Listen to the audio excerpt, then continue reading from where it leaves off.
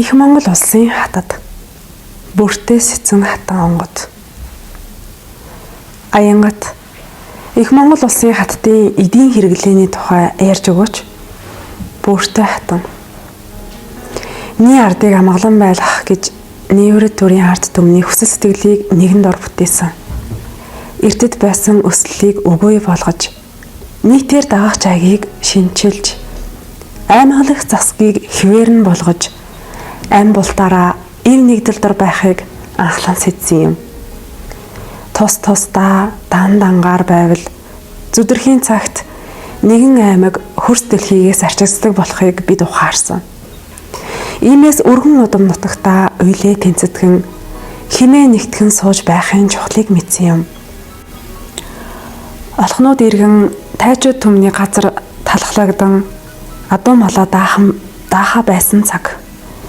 Тийм ч учраас ямааг энэ нутагт юр тэжээдэггүй байв.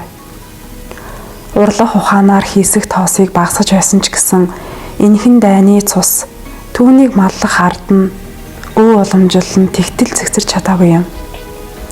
95 түмэн ард түүнээс нь 10 дахин их мал аж төрж байна гэвэл малтай ард баян чинэлгийн тоонд орж малтай түмэн өв хөрөнгөтэд тооцогдож шимийг бүгдийг нь авч чадахгүй авч түүний тоон хойноос хөөсөлдөж байсан цаг.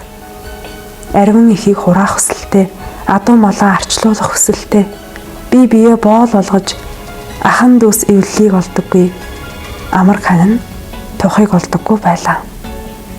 Иймээс нь энэ арвин малын хүч их дэлхийг идэж байгааг бид ухаарсан юм.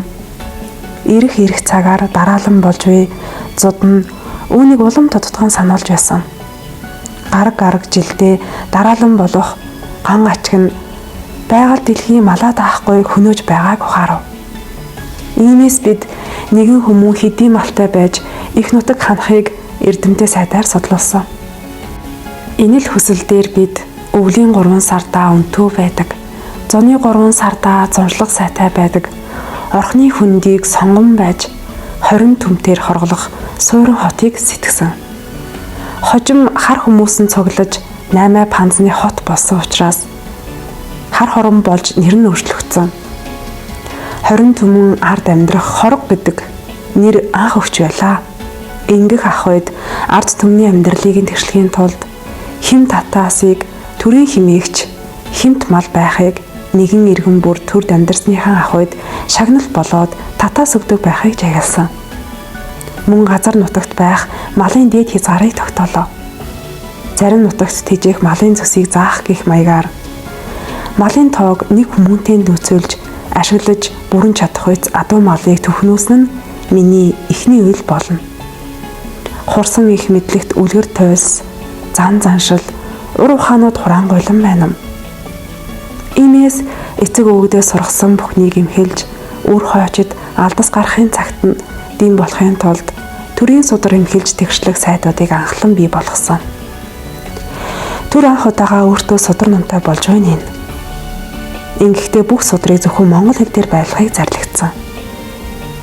Учир нь өвгдөд зайлдахдаа урдын бидний өв соёл харьд алдагдаж, харьд сууршиж, заримдаа энэ утгаа алдаж, заримдаа өгөөж юугаан дэлгэн оршин буйг өгүүлнэ.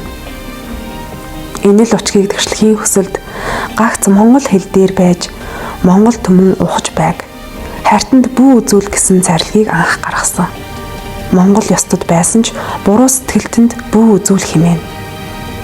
Энэ л судрын өв соёл эмэгтгэлийг эрдэмтэн бүхнээс, эмэгтэй бүхнээс, өвлөж ирсэн ухаан бүхнээс бичиглэснийг бичиг хэлбэрээс хуулан авч, аман цээжнээс хуулан авч бүгдийг хураасан. Тэрэл бүхнийг эмхэлж, давтагдах бүхнийг шалгаж, төр улсын эрдмийн өргөөг анхалж, түүнд тулгуурлан зааж сургах сургуулийг бий болгосон. Зуны 3 сардаа дэлгэр байдаг, өвлийн 3 сардаа өнтөө байдаг удаах нэгэн газар болох хяргас нуурын эрэгт баг балчир хүүхдийн цэежний хатгаа мэдрэлийн ядаргаа бултыг ангаах аршааны дэргэд нэгэн сургууль бий болов. Удаахан туул мөрний хаяанда тунгалаг усны эрэгт чандахтай аршааны дэргэд элдв бүх энэ танан нарвинтай ургаж эрт цагаас онголон шүтэж ирсэн нутаг учраас эмийн урмал дүүж түүнийг тандан судлахад түшигтэй байх нэгэн сургуулийг сэтгсэн. Энэ бүхнийг эмгэлэхэд арвин хугацаа заржээ. Ирэх ард нь үдлээд явхад айтай байлгах, ахиад ирэх сурагчдыг хөглөн тэгшлэх гэж арвин нас явна. Төрд гүйцэтгсэн эд болоод эрх мэдэлтэй хийж байсан үйл гэвэл энэ болно. Эхэндээ зөвхөн гаан зуудын өчгийг тайлъя гэж хичээсэн минь хөглөх явцад эрдэм номтын үйл болж үр хойчтой өвгдийн зургаалыг үлдээ гих зоригдол минь улс орны номтын өргөөг бий болгосон. Довтлохой гал дайжхнахой дайн бүхэнд өдий судрыг авч ариглах гэж аримтай зовлон үдсэн.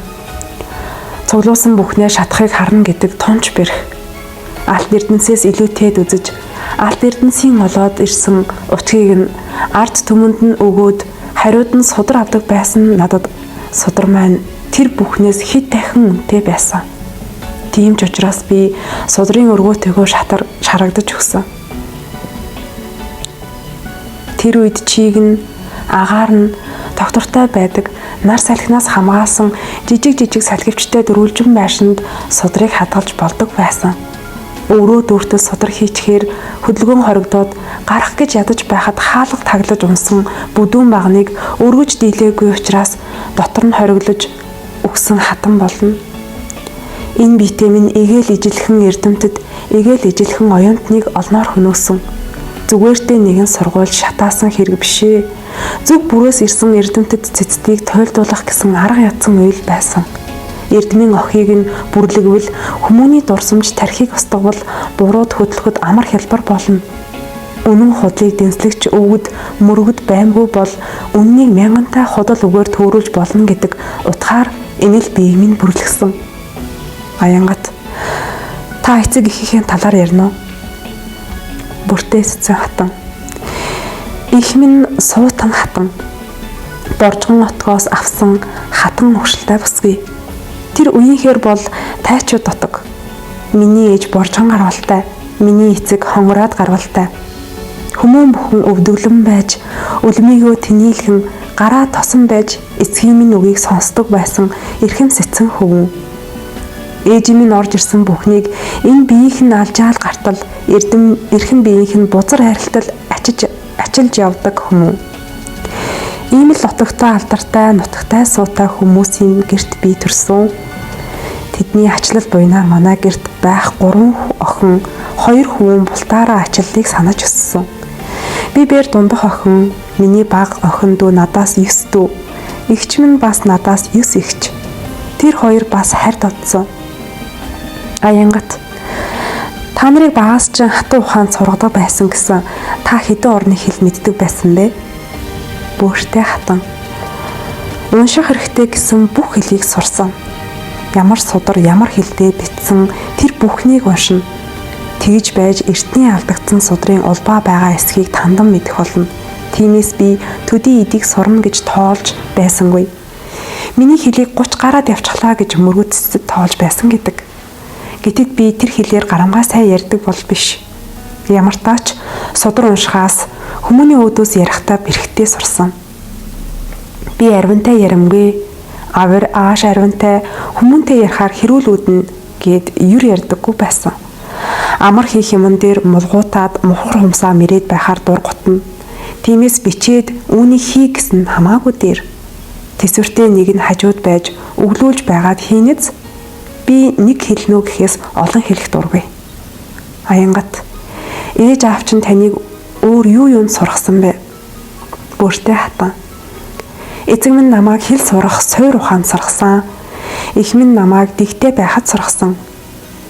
Дэг гээд хоосон дэг биш. Дэг гэж чин сэтгэлээсээ дийлгэж жагьялтыг сургасан.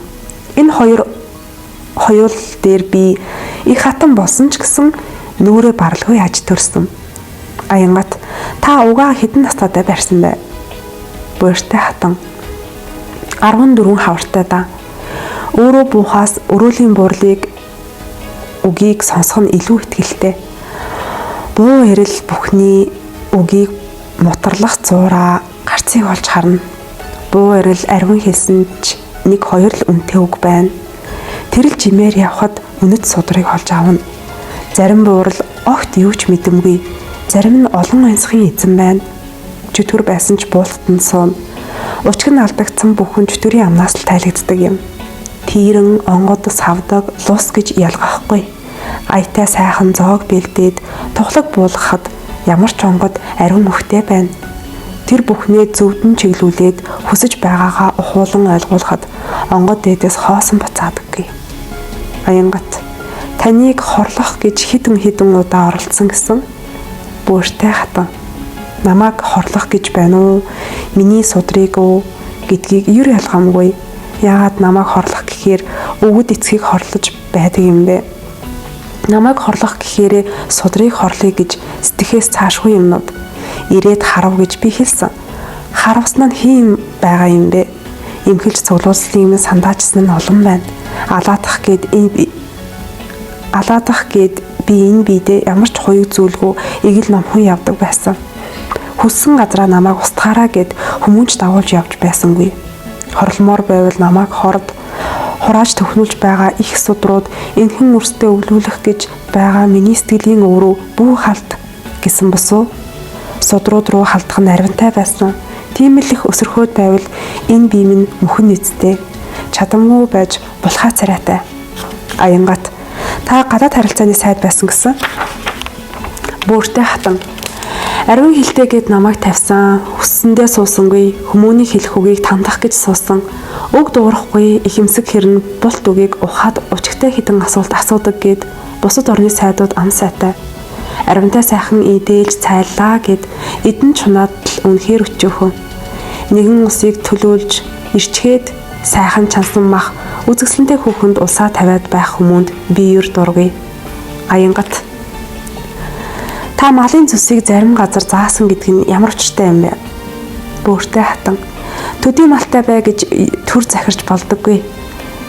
Ард олон хулгайн замаар болоод өөрийн хүчээр аривантай малтай болж өөрийгөө тойруулдаг. Гэвч нэг зүссэн малыг аривантай тэжээхэд бэрх. Тийм учраас малын зүс зааж тоо толгойг хяндаг. Өөрөөр хэлбэл нэг азранаасаа л нэг зүс гарна. Тиймээс тэр азаргаал тэжээ гэсэн үг. Хүмүүн ирэмгийн хурдтай морио төрөөс харамлна. Тиймээс хурдтай ч өөр өнгийн төстэй бол өгөхөөсөр аргагүй.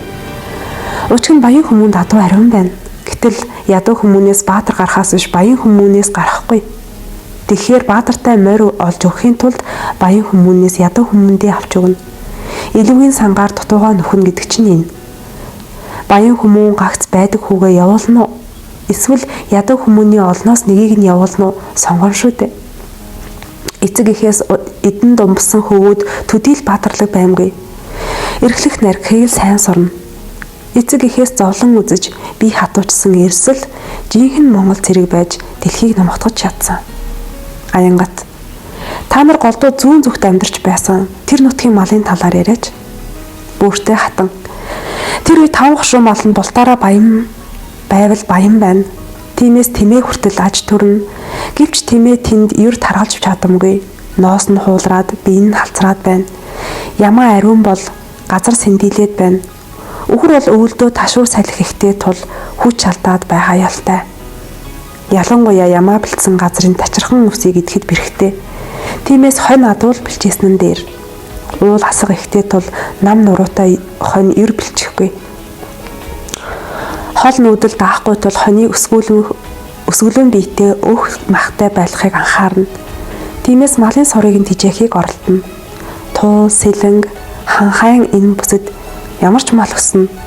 Өвсөн шивүү, олон голын судал, бэлчир дагаад хевслэх адил ургах учраас төдийл учиггүй.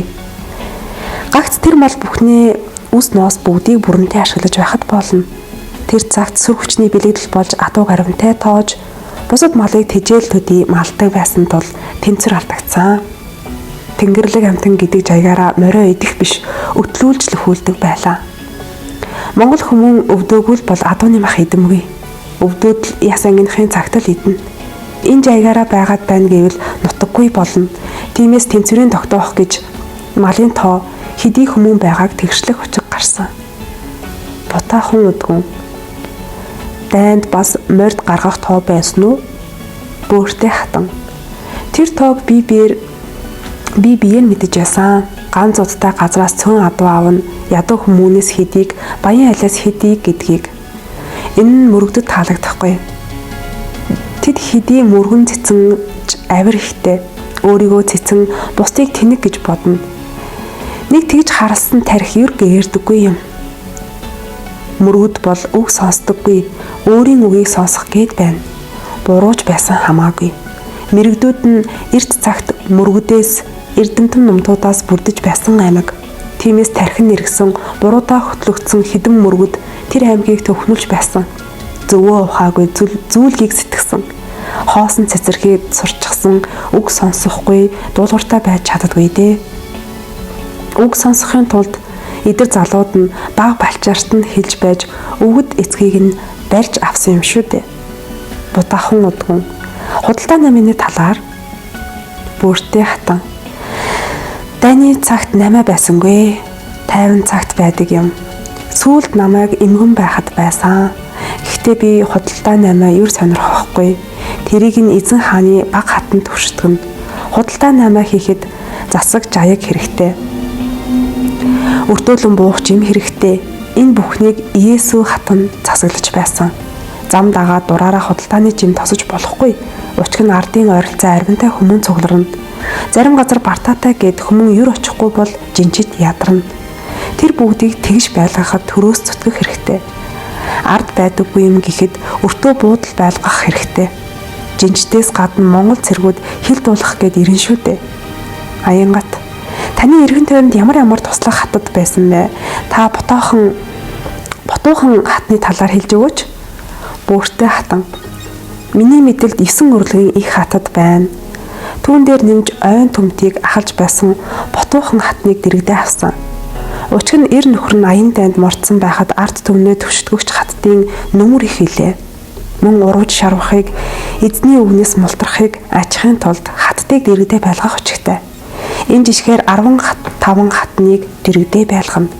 Эрт цагт нэр сүртэй байсан хатад болоод одоо цагт нь нэр сүртэд байгаа хатад. Тэдний үг эгэл биш. Тэдний бодол эгэл ардаас онцгой. Авууштай арвин зантайч авир аашин бэрхтээ. Тэд бүгдээр эглэлдэж чадвал төр ус тэгширч ард олон амгалан болно. Тиймээс би Ноёдын их хатад мөн урд цагт нэр сүртэй байсан Баатарлаг хаттыг дэрэгдээ байлгах туртай. 20 төмөд ботоохон хатны үгнээс юр гарамгүй. Эзэн хаан сүрийг нь дарна гэж оролцсон. Ингэвэл бидэнд дотоод самуун дахин нэгээр нэмэгдэнэ. Тиймээс эзэн хаанаас гуйж ботоохон хатныг дэрэгдээ авч эрх мэдэл сүр хүчийг нь буцаан олгож эр нөхрөө сонгох эрхийг нь олгосон. Тэрээр эр нөхөр дахиж авамгүй эцгийг чинь ачилж өрийг чинь түшиж явъя гэж андгаалсан. Тиймээс ч бид ижил тасал болсон. Хамагтаа ойрхон хамагтаа миний биширдэг хатан болно. Үг нь хурц, ухаан нь хол, бие нь бүх. Мантайгаас их хол харвна.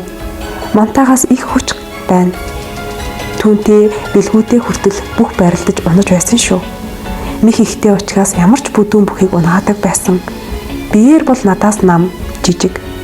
Аянгат та хэр өндөр байсан бэ? Бүртээ хатан. Миний өндөр чиний дайны байна. Ботоохон хатныг нуруу намхан гэж олон хүмүүс басна. Тиймээс тэр 5 хуруу зузаан модон гутал өмсдөг байсан. Мөн их өндөр бортхон малгай зүсгэлтэй. Түүний хэнцэр халахаа ямар ч ирийг унгаахаар дэгжин сайхан байна. Тэр бие жижигтэйж мих ухаан ихтэй, бие шөрмөслөг бяд ихтэй байна. Тиймдээч 20 төмөн ойн иргэдийг засаж захирч чадсан байзээ. Миний мэдих хаттын хамагтай сорн, хамагтай цэцэн нь байсан. Миний бие биширхээ биширч, дархаа дарж, хинтээ ханилахаа мэддэг эцэг эхээс заяасан овуул зантай. Өнөө цагт бядуу байсан ч ирэх цагт ихийг бүтээж чадахыг олж харах соргоо нүдтэй гэж эзэн хаан намайг магтаж байсан. Өмнөд биш чадамжийг ихэд хүснэ. Чадамжгүй байж хэрэг малтах хүмүүс дургүй. Түүнээс ч чадамжтай хүмүүнийг сүнсэн нь өөрөө мэдэрнэ. Тиймээс эзэн дээдсийн дэргэд хэн чадамжид хэн чам ханилах үйц хэн ханилах үйц бус гэдэгт үг өчөж байсан удаатай би. Авир нь нэвтэрч хэмнэн ондоошоод байгаа нэгч ховлох хүчиг байсан. Аянгат эд юмстай холбоотой хэлэх зүйл байна уу? Бүртээ хатан адуу мал судар бичгтэл ойрхон байлаа. Хатан хүмүүн гэдэгтээ хатан заяаны бэлэгдэл, алтан титэм, 10 хуруундаа өнөч чулуун бэлзэгтэй, чихэндээ эм хүмүүний тэмдэгтэй, хүзүндээ бөө хүмүүний эсэнтэй толтой. Эдийн сайныг өмсөж, эрхмийн сайныг эдэлжил, эхээс өгснийг барж дуусаагүй байтал, ханийн сайханд орж ирээд л нэгэн насны зовлонг туулж үзээгүй нэгэн. Авъя гэж шунаж, хязгагдаж байвалсан гэвэл судрал байна. Энэ судрал авах эцгээс минь үлдсэн юм. Өвгмгүү гэж дургүй хүргэж, шар гоцоолгож, шар махыг минь зовоож байснаас өөр тэгж авъя шунъя гэж байсан эд энэ хорвоо дээр байсангүй. Эдтэй байлаа гэд эргэж дэлхийг эргүүлэх биш. Харин эрдэмтэй байвал эргэж дэлхийг ч өөр чигт нь эргүүлж болох юм билүү гэж л сэтгэж явсанаа. Тиймдээч би өөрөө судар бүтээж чадахгүй ч өрөөлөөр судар бүтээлгэх дуртай. Чадах нэг хөглөж чадамжаараа дэмжихийг хүснэ. Ядахтаа гидсэн цатгалан байж сэтгэлийг нь хамглан байлгаж чадвал тэр хүмүүнээс судар гарна. Судар нь гарсан байхад өөртөө хурааж болно. Тархинд байгаа судар, ил байгаа судар хоёрын ялгаа тэндээ л байна. Тархинд байгааг авахд тэжих хэрэг гарна. Ил байгааг авахд хуулах хэрэг болно. Би тархинд байгаа судруудыг арвинтаа мутарлаж авч байлаа. Мөн өвдөгдөн ирсэн судруудыг ч арвинтаа хуулан авч байсан. Тиймээс ч хэл сурах шаардлага их байв. Хаа холын латин галигаар хүртэл монгол судар бичсэн нь тэр үед байсан юм.